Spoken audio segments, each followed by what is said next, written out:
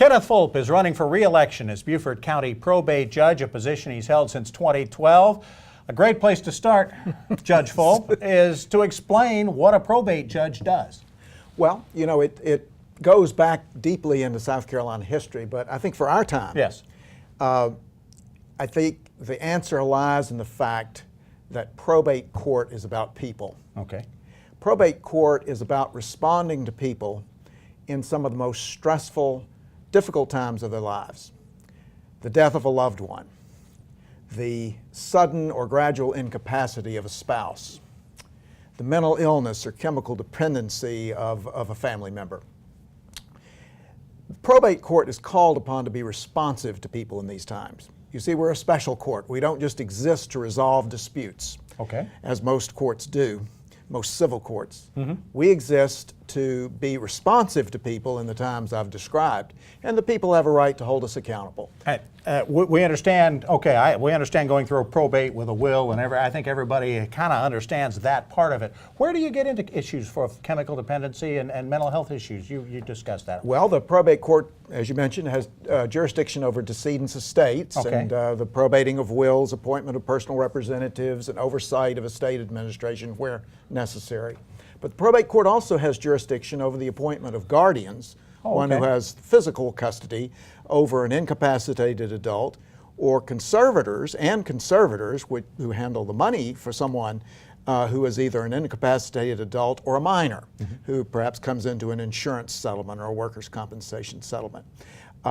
We have to have hearings in those matters. For incapacitated adults, we have to have a capacity hearing requiring medical testimony. We have to, once we check the background, the criminal record of the persons to be appointed.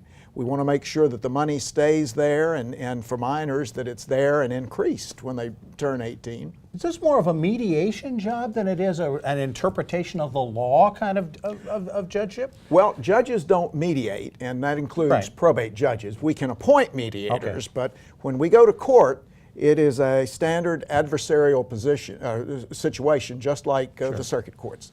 But though the guardianships and conservatorships do require hearings that are run according to the rules of civil procedure and the rules of evidence.